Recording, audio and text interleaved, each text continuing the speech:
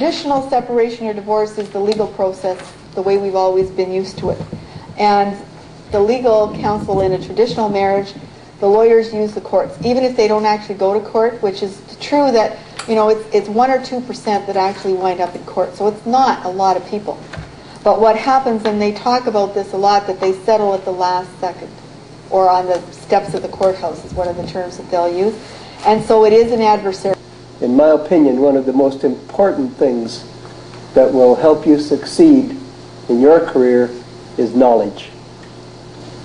And this morning, I hope to impart to you knowledge that most other people do not have. Lawyers don't have it, judges don't have it, people going through the divorce certainly don't have it, people that have, a lot of financial planners that are advising them don't have this knowledge. So if you can retain this knowledge, that gives you an advantage over your competition.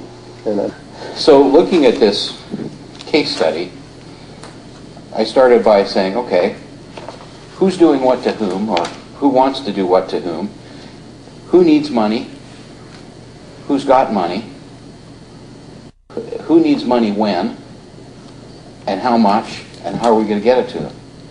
Really critical that you do acknowledge the feelings and in terms of whatever's going on with that person.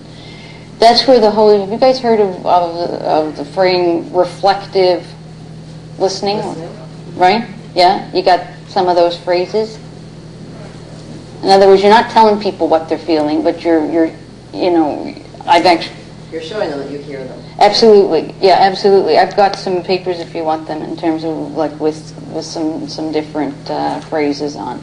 But you know, again, it's got to come from you, right? And if it resonates for you, even if it's quote not the perfect thing to say, doesn't matter, because if it resonates for you, that's what your client is going to hear. And we can also assist in uncovering any hidden assets, such as what came up in the role play just a little while ago.